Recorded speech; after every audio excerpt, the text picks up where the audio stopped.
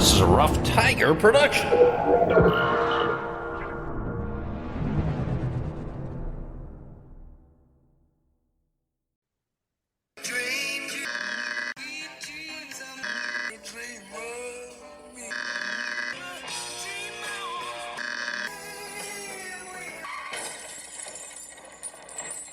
And you, and you, and you, and you were there. Some of it wasn't very nice, but most of it was beautiful. And Morris is serenading us this evening with 70s rock. Hello, Bryan. Hello, everybody. Hey, Poogie. Welcome to Dream Idiots. Each week, Bryan and I ostensibly tell each other stories, but we also do some quizzes in here and some other ass foolery, and we have a curse word of the week occasionally. But that's kind of the gist of it here. We tell each other stories and jokes. We take turns going first. We have a curse word somewhere in the middle. Thank you for joining us, and thanks for checking out our stuff. Yes, every week is sort of random horse shit that we find amusing or interesting to tell each other, surprise each other with, and we're dragging you along for the ride. Thanks for listening to our stuff. Please, wherever you're listening, if you can, go on and like and subscribe and follow. Have a few new follows and new ratings recently, so giving us 5 stars on Spotify or Apple Podcasts or wherever is awesome. You can check us out on dreamidiots.com, on Instagram at Dream Idiots, Facebook at Dream Idiots, and you can also drop us a line if you want. dreamidiotspodcast@gmail.com. So just reach out and say hey. Woohoo! It is an even numbered episode 54, which 54. means I get to go first. And after last week's story, Bryan, you had a wonderful story about Bess Coleman, and I had a wonderful story about people who like to handle snakes in church services. I thought I'd lighten things up a little bit this week with my first story, which is not in fact a story. But Bryan, you and I are going to talk about one of our favorites, Billy Shakes. Uh-oh. Let's talk about some Shakespeare, shall we? Okay. Bryan, when I turned 10, my uncle and aunt, the same uncle and aunt from the story about the Vegas trip, they gave me the illustrated Stratford Shakespeare from Chancellor Press for my 10th birthday, and I was instructed to find the scene in the Scottish play where Lady Macbeth puts the dog out for the night. And the line, of course, I was looking for was "Out, damned spot." And of course, it was not the dog she was talking about, or rather the blood she's trying to get out of the her dress. Uh-huh. Out, damned spot. So my uncle had convinced me that it was actually about the dog in question and not the bloody garments left behind. So in that spirit, Bryan, what I've got for you tonight is I've got 10 quotes from Shakespeare's plays. I'm just going for the tragedies and the comedies. We're not going to be looking at the historicals, so you will not see the Richards and the whatevers, the Kings and all that stuff. I've got 10 quotes, Bryan, and I would like you to identify 2 things and then provide a third thing for me if you're so inclined. I would like you to tell me what play they're from, the quote I'm going to give you, and I can give you a hint if you're floundering a little bit and tell you if it's from a tragedy or comedy.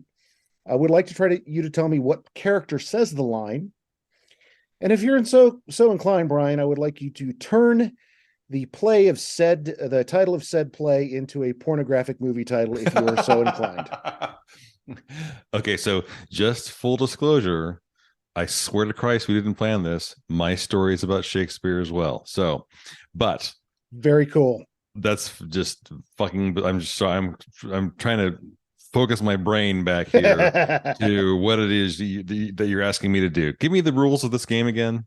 Well, it's not really a game. I just want you to identify what play the quote comes from. Okay. Mm-hmm. What character says it, if you can. And then if you play like character, if you like, turn the title of the play, one of the classics in the world of English literature. We're going to debase it in our own way by turning it into a pornographic movie title. If you're so inclined, you don't have Sorry, to. Listeners. Right. Sorry, listeners. We're going to offend people this week. Okay, go ahead. Let's start. And I'm going to do a bit of acting for you, old boy. Excellent. Number 10. The play is the thing wherein I'll catch the conscience of the king.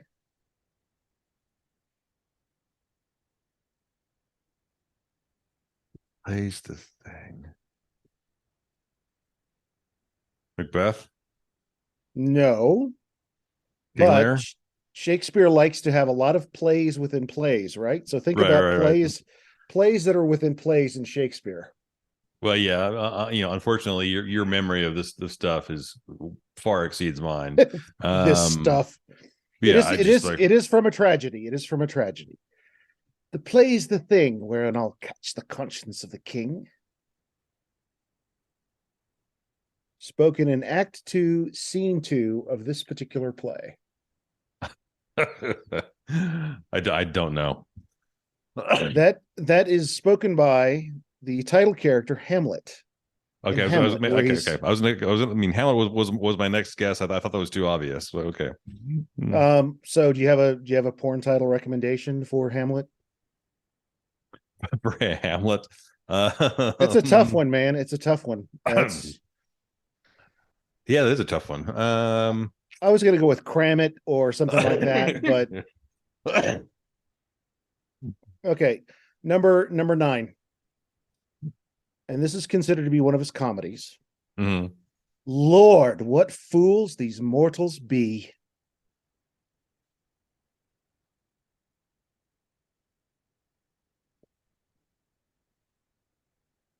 And you really should get this one, Brian. Midsummer Night's Dream. That is correct. It is Midsummer Night's Dream, spoken by. I assume that's Puck. That is Puck, or also known as Robin Goodfellow. And the obvious porn title is Midsummer Night's Cream, It's right? Cream, right? I mean, yeah. Yes. Okay. This next one is a play that I've actually seen. And I've seen quite a few. When I started going through this list, I was like, man, I've seen quite a few of these performed. This is one of the great lines, but it's also kind of hard to identify what play it comes from. And number 8 is, the quality of mercy is not strained. It droppeth as the gentle rain from heaven.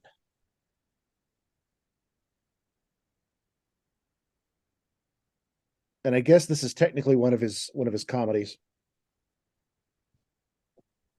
But it's edgy.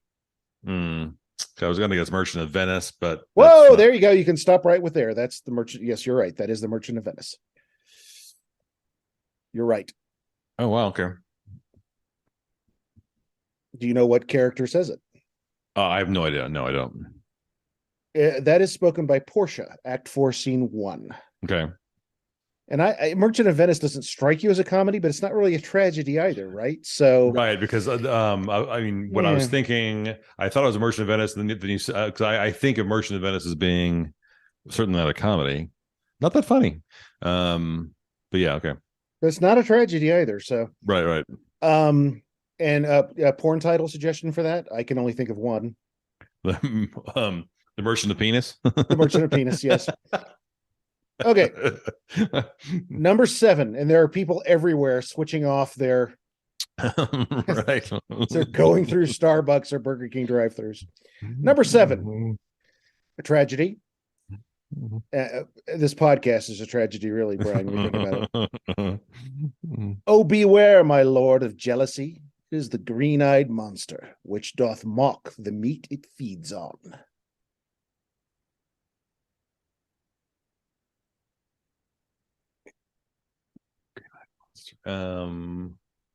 Shoot, I don't know. It is spoken by one of the most sought-after roles in Shakespeare. I was thinking, so Romeo or Juliet? Nope. I don't know. That is spoken by Iago from Othello. Oh, okay. Act 3, Scene 2. And I can't think of a good porn title for Othello.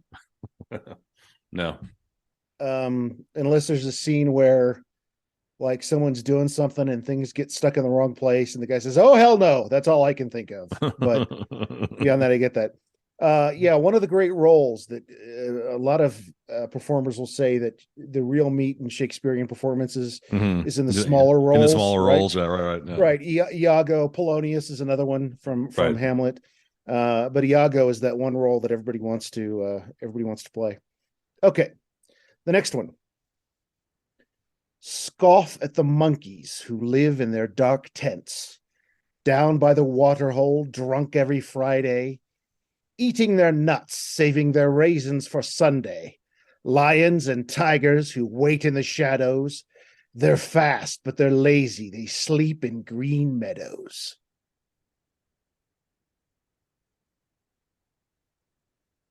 Hmm. Not ringing a bell?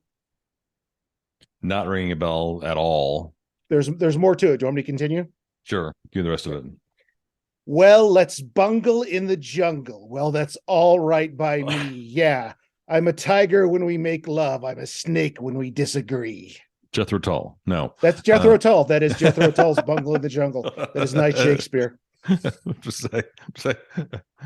That was as close to Shakespeare as I could find. Jethro Tull's Bungle in the Jungle.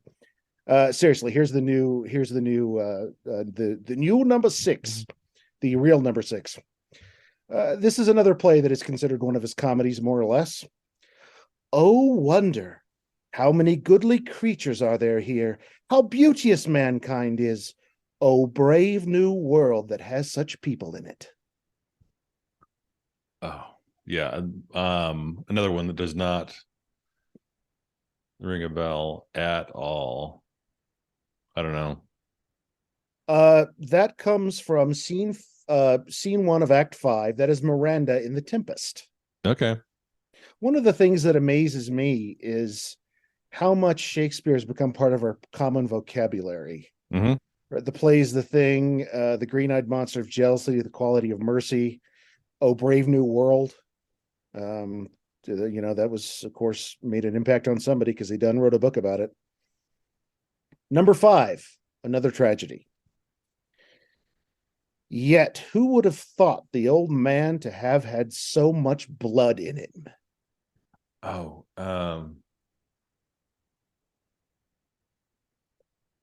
Macbeth. That is Macbeth. I knew it was Macbeth, Oh, the Scottish play. but shit. Who is that? It's one of the sought-after roles in Shakespeare. Is it Bill or Ted? No, fuck. I don't know. It's Bo Duke. And no, it's that's Lady Macbeth. That's one of Lady Macbeth's lines. Okay. Number 4. This is a tragedy. Cowards die many times before their deaths. The valiant never taste of death but once.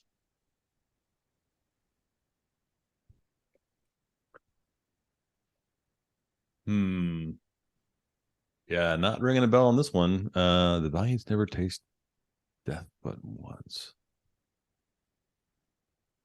There's another line I could have used from this play that would have given it away immediately, so I didn't want to use that one. I don't know. That's the title character to Julius Caesar, Act 2, Scene 2. Okay, that's what I was thinking, but okay. I originally had Et tu, Brute on there, but I realized that would have been obvious. That would have been as good as I am Heinrich Himmler. Right. The next one. We were somewhere. Let me start over. We were somewhere around Barstow on the edge of the desert when the drugs began to take hold. We can't stop here. This is Bat Country. Hunter F. Thompson. Yes, that is Hunter S. Thompson, Fear and Loathing in Las Vegas. Okay. No more goofy ones. Hunter Biden. No. This is they're all real from now on. No more screwing around. Okay. Number 3, perhaps my very favorite quote from all of Shakespeare, from a tragedy. You do me wrong to take me out the grave. Thou art a soul in bliss, but I am bound upon a wheel of fire, that mine own tears do scald like molten lead. Shit. Yeah, I don't, not ringing a bell there either. I'm terrible at this shit. I don't know. That is Dr. Johnny Fever from WKRP in Cincinnati. No, that's King Lear to his daughter Cordelia, Act 4, Scene 7 of King Lear. Okay. I love that. I love that quote. Number 2, from a comedy, perhaps the most comedic of all his comedies. If I be waspish, then best beware my sting. If I be what?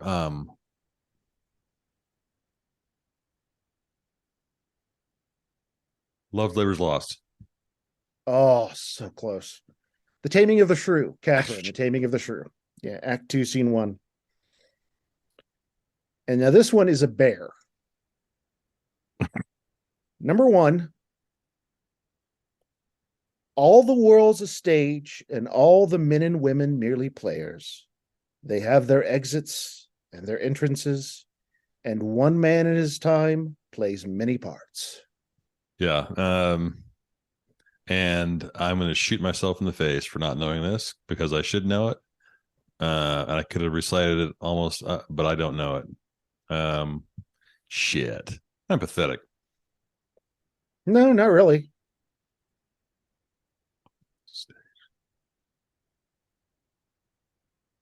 I couldn't get this one. I mean, I knew this was a Shakespeare really? quote, but I couldn't tell you what play it's from. Yeah, I couldn't. Oh, really? And I've seen this thing live, and I couldn't tell you what it was. Oh, really? Yeah, I don't know.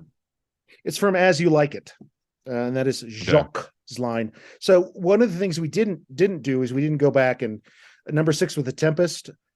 I mean, I think for a good porn title for that would be The Pimp Fest. I mean, Macbeth. Oh, yeah, I forgot. Macbeth is kind of hard. Macbeth is kind of tough.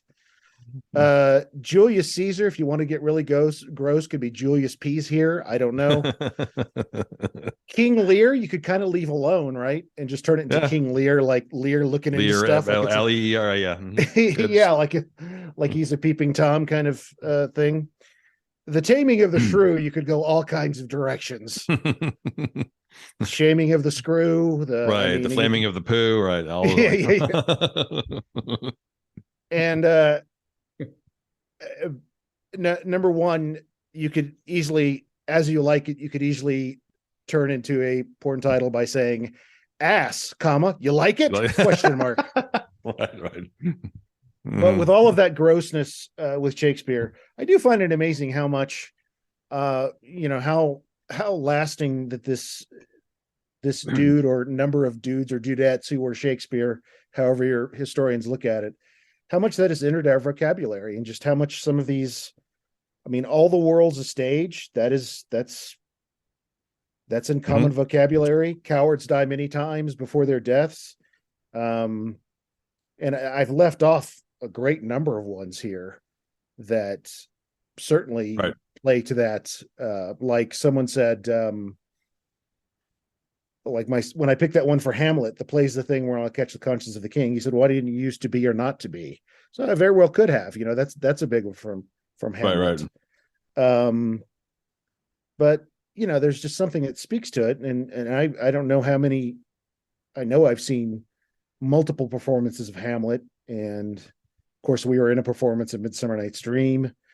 I've been in a scene, not a full performance of Othello before. Ditto for Hamlet. I've seen productions of The Tempest, of The Taming of the Shrew, As You Like It. Yeah, there's just something about seeing Shakespeare live that really changes your view of it once you hear those words coming out of the performers. Any performances that particularly struck you? When did you first encounter Shakespeare growing up? Well, it was literally in the Midsummer Night's performance. I mean, I've certainly been assigned or read stuff before then, and I probably had seen some things. One of the weird negative side effects of the pandemic, there is a annual sort of summer Shakespeare festival that I think is sort of generally under the auspices of UT or something, but out in Round Top, Texas. out Sure, in the middle yeah. of nowhere. Yeah, Yeah. yeah. And I have never gone. I know several folks that have gone, and they have, I think, a kind of nominal replication of the Globe Theater out there. Oh Small. wow. I think, kind of, but small-ish venue, and I've known people who have gone and seen, really cool performances there, but they haven't done anything the last couple of years. But I think they're coming back this summer. Definitely, it looks super cool. I've never been, but it looks quite amazing. Yeah, one of the things, CU Boulder has a big Shakespeare festival every summer. And a few years back, they did a really interesting thing where they performed Hamlet and Rosencrantz and Guildenstern back to Back to back back. with the same casts. Oh, that's actually incredibly cool. It is very cool, and it was very neat because it really, like, my sons were like, that wasn't that hard to follow, and I was like, yeah, that's because you're seeing them back to back and you're seeing Right. the same performers.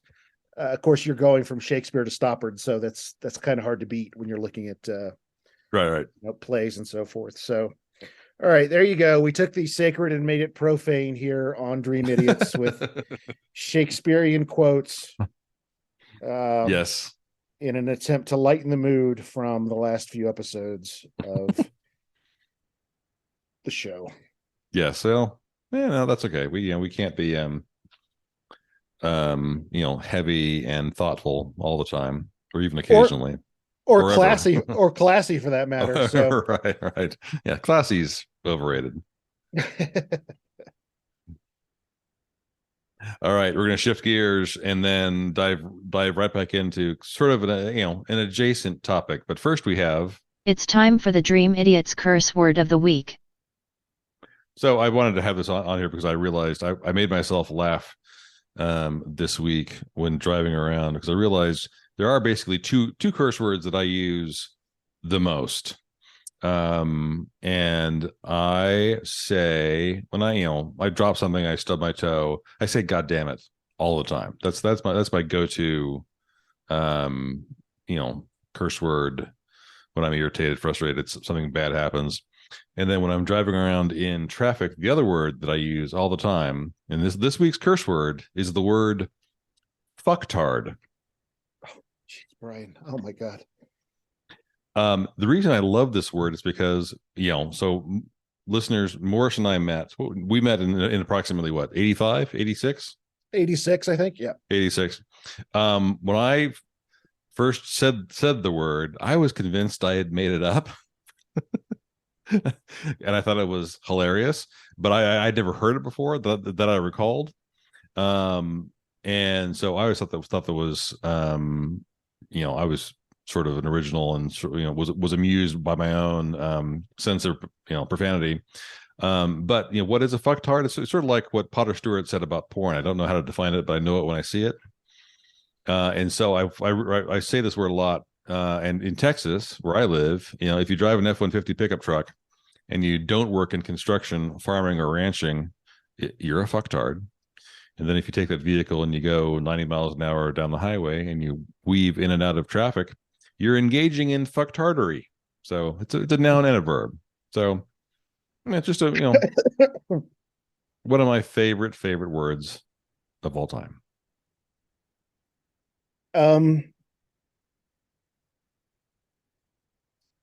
That's definitely a curse word.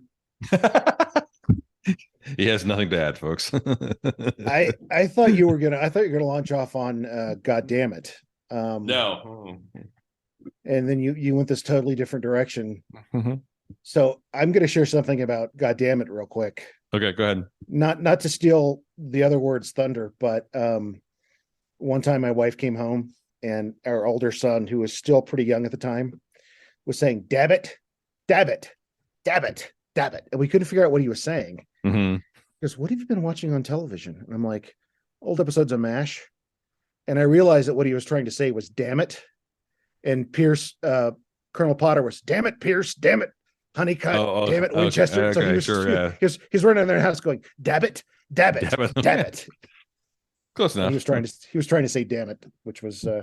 Okay. I found it hilarious. My wife, not so much. Not so much. Yeah, A for effort there on a low, and at least making the attempt. Well, he had the little hand gesture down where he was throwing his hands down, kind of like Harry Morgan used to do. Mhm. So All right, nice. Well, for my story, this is the episode where we have some sort of peculiar, I don't know, kismet or something. But my question for you is, what do Mark Twain, Sigmund Freud, and Charlie Chaplin have in common?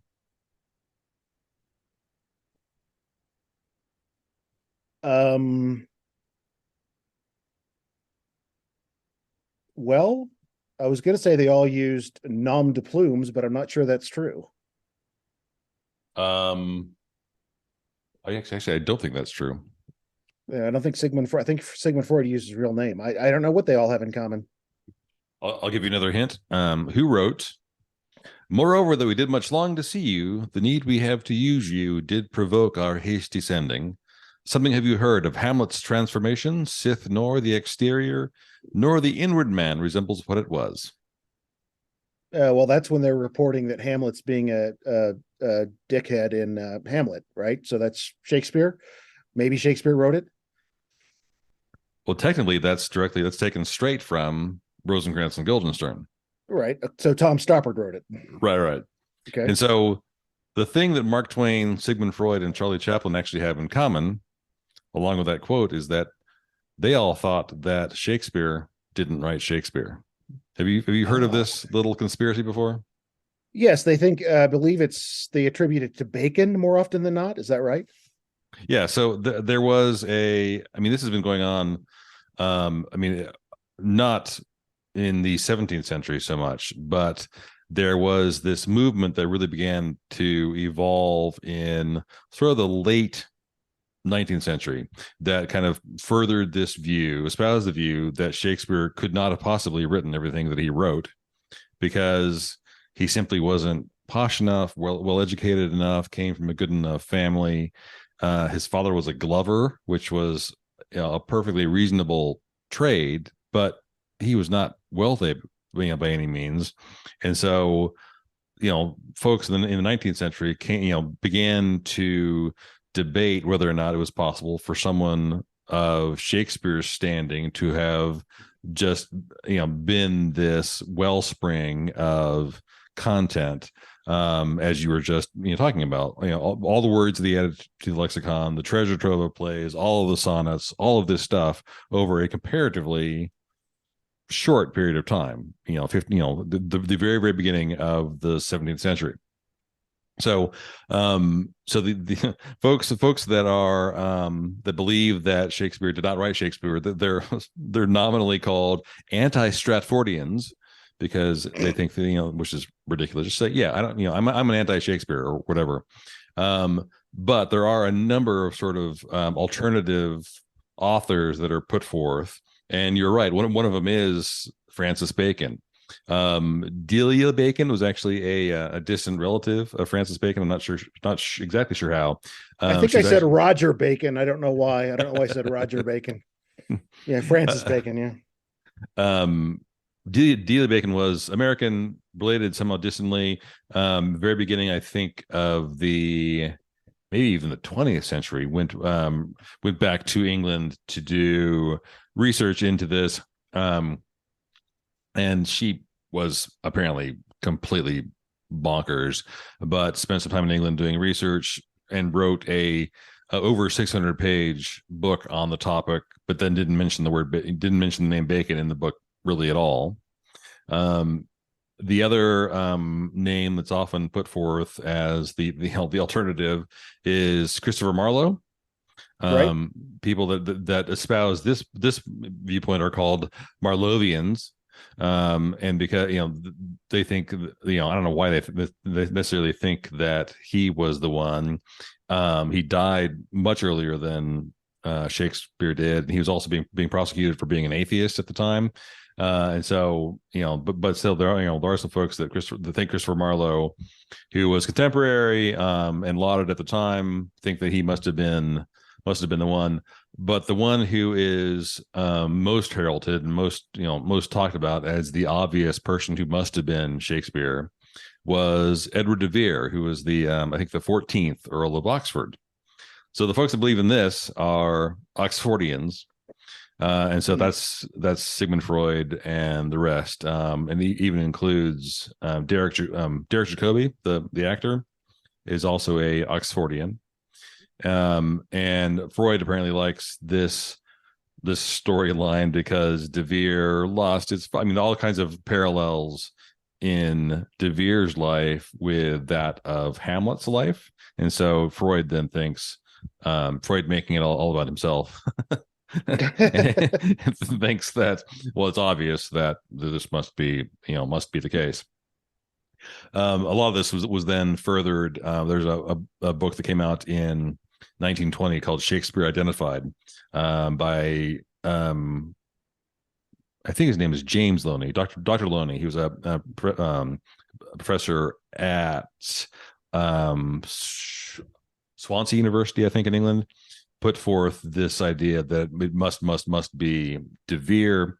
But the hole in this theory is that De Vere, the Earl of Oxford, dies in 1604. But as you well remember, William Shakespeare continued to produce work. So Shakespeare didn't die until 1616. But Loney's answer to this hole in his theory is that De Vere just left behind a collection. He had a whole sheaf of work that he left behind, and then his associate, his servant, whatever, Shakespeare, would then occasionally, every 18 months or a year, would spit out a new play or a new whatever for an adoring public, who would then ingest it on face value that it was the work of William Shakespeare.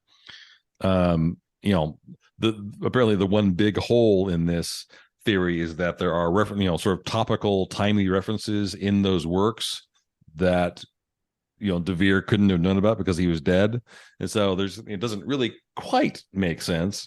But anyway, there is this long held belief that the work of Shakespeare is not Shakespeare, and as with folks that are flat earthers or folks who think the moon landing is fake, there are people who will take the minority viewpoint and hold on to it for dear life, in the absence of any evidence whatsoever. And the more you try to shake them of their convictions, the more resilient they become. So I'm not really sure to what extent, it matters that this may have been someone else. In my mind, it doesn't matter one bit. But there are literally 5,000 books on this topic in some form or fashion.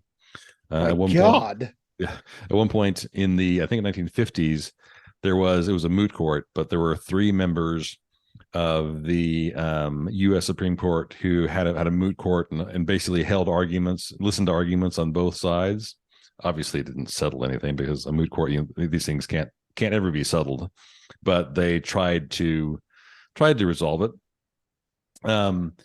But his plays and his sonnets, obviously, mean, as you were intimating, mean a lot to our society, to our culture, and to our language. There are 1,300 words and phrases that someone under the name William Shakespeare coined, and the first folio, obviously, is from my perspective anyway, is more important, more relevant, more valuable than the Bible.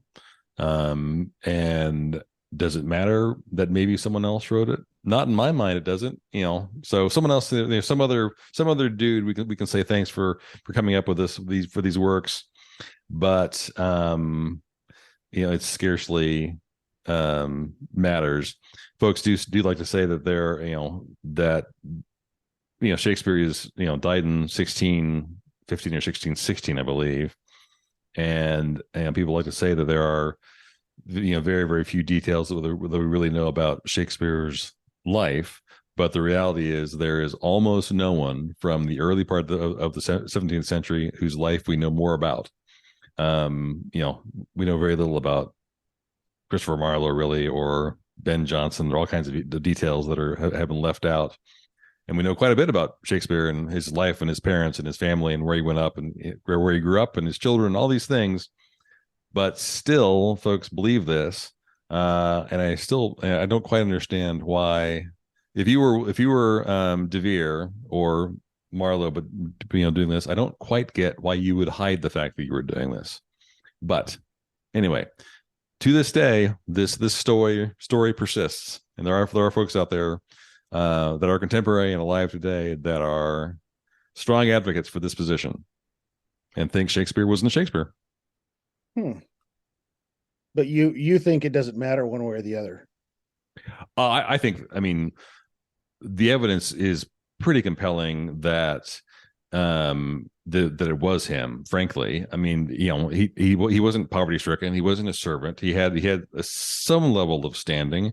I think he was an outlier. I think he was just a wonder kid and was able to generate this content in spite of the fact that he was not royalty. He didn't know about lawn bowling and tennis firsthand, but he knew about it in passing. He heard about it somehow.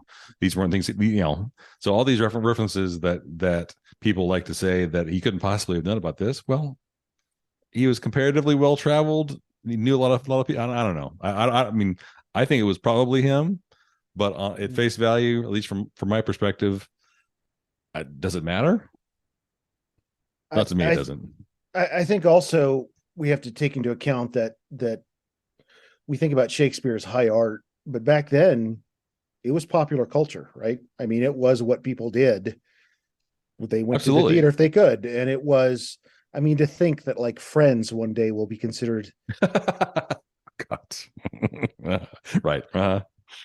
1,000 years from now, that'll be in the, and how about sitting around with, can you imagine how insufferable it would be to have sat around with Mark Twain, Sigmund Freud, and Charlie Chaplin as they discuss this, where Freud is just like, clearly he is Hamlet.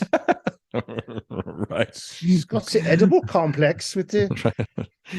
Let's make this argument fit into my frame of reference. And he has this desire to have a young girl, and they both look over at Chaplin, and he's like,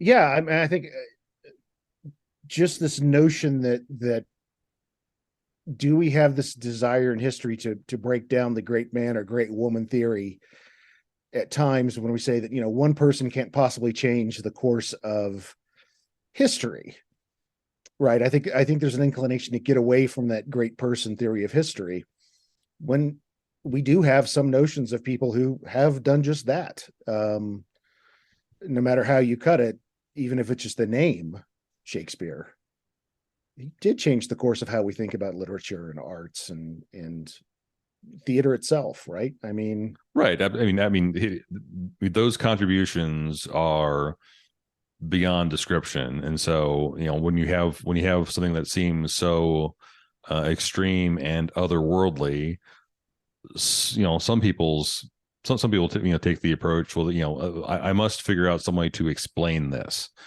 because it can't just be unexplainable. It has to be, I have to frame it in some sort of logic, I guess. And so how is it possible that someone with this sort of run-of-the-mill middle class upbringing was able to generate all this? Well, obviously it's a lie. The only way to explain it is that it can't, this doesn't make sense, and so I must make it make sense. But but there are so many holes in all of those arguments that I think it's likely that he was just astounding, and leave it at that. And those holes will be filled in the new video production. No, I mean, to the point where two assholes with a podcast can make fun of the titles, right? And, right. We have, I mean, you and I agreed on, or came out with pretty much the same porno titles for every, every Shakespeare play that we had. I think Shakespeare also coined the term ass, gas, or grass no one writes for free. I think that was also Shakespeare. I don't know. That might have been a sonnet. That might have been a sonnet. I'm not sure. And another example for this podcast of whatever idiot and synchronicity comes out to be idiocy of us just coming up with a very similar themed story without any pre-planning, which is really, really weird. Mm-hmm. All right. Well, I think we managed to decimate high culture enough for one episode, Brian. Or at least, There you at go. least I did. You were far more respectful than I was. So Lowering the bar every week on Dream Idiots. raising expectations while lowering the bar. Well, there you have it, folks. Another Dream Idiots for this week. Thanks for listening. Please, again, if you don't mind, go on whatever your platform you're listening and shoot us 5 stars and maybe a review. We would appreciate it. And like and subscribe and do all those great things and reach out to us if you want. Yep. And don't link this episode to your grandma. She won't, I don't think she'd like it. So yes, we don't we don't want to send folks to an early grave. Thanks. And as always, be good to each other. Bye. This is a Rough Tiger production. Bong bong. Mhm. Brian. Bong bong. Bong bong. Bong bong. Good.